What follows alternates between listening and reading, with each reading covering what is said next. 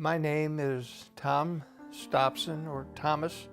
My name is Sarah Stopson, and I was born in Hattiesburg, Mississippi. I graduated from Biloxi High School and from Jefferson Davis campus, where I was in the first graduating class of the school, and later went to work for them as a secretary and continued to get my education at night and got my bachelor's and my master's degree from USM. And then I went back to teach Office Systems Technology at the new West Harrison Center in Long Beach. I was born in Detroit, Michigan. Went through school there, joined the Navy. Was a 21-year career veteran, one tour in Vietnam. When I got out, well, before I got out, actually, I was offered a job. I was looking at two jobs. One job was going to the Riverbend Nuclear Power Plant as a curriculum writer, but they got into a bind. The college had offered me a job to come and teach with them, and eventually that's what I did. I accepted the college offer and went to teach. Well, I met him on the telephone. He would call from the Jackson County campus when we were in the process of building the West Harrison County campus in Long Beach, and he was getting the electrical program together for the West Harrison Center. And this voice over the phone, this soft southern voice, just intrigued me. So one day I made a point to go over to the Jefferson Davis campus and had to see who was behind this voice. And then one day he showed up at the door, and that's how we met. We started dating. She was at that time this dean's secretary. The one thing that was really nice, you know, I go up there, I never tried to rush her. I tried to always say, hey, whenever you had chance. But I always got this big smile, this big, beautiful smile. And just one day, I asked if she would like to go to lunch. And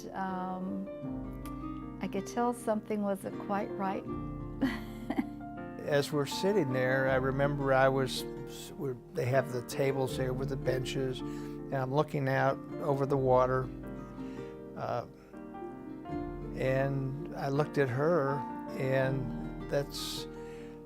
I couldn't do it. All of a sudden, it hit me like a ton of bricks. I said, oh my God, I have fallen in love with this person. He told me he thought he had fallen in love with me, and I told him, no, it's just a, infatuation. It'll go away. But it didn't, and never has. We had been going together for about 9 years. He had taken his time on proposing, although he declared his love to me every day. I was off that summer, and Sarah was taking students to Florida for competition. I had decided and was ready to tell him that it was time for him to just go on his way and, let me go on my way. And well, my mom, we were talking one day, and she looked at me and she says, why haven't you asked her to marry you? And I said, well, I've been thinking about it. She says, well, you better get off your ass and do it. Well, that little nudge was all it took, and I went looking for a ring, and I wanted to make sure it was something that was really going to be nice. When I came back, he had found a ring and was proposing, down on his knee proposing. I got down on my knee. Well, I didn't know that I was a goner, so I got down on one knee and I had the box in my hand, and I said, will you marry me? And she goes, no, and I opened it up, and she goes, no, okay. I saw the ring, and I knew he was serious, And so I accepted. We've been married 21 years now, and I tell everyone we're still honeymooning. We hold hands, driving in the car. Sometimes we fall asleep holding hands. She's my soulmate. She's my best friend. She's my bride. She'll always be my bride. You have loves throughout your life. You have love that leaves you disappointed, and things just don't work out, and you're brokenhearted. And then you find someone who is your kindred spirit.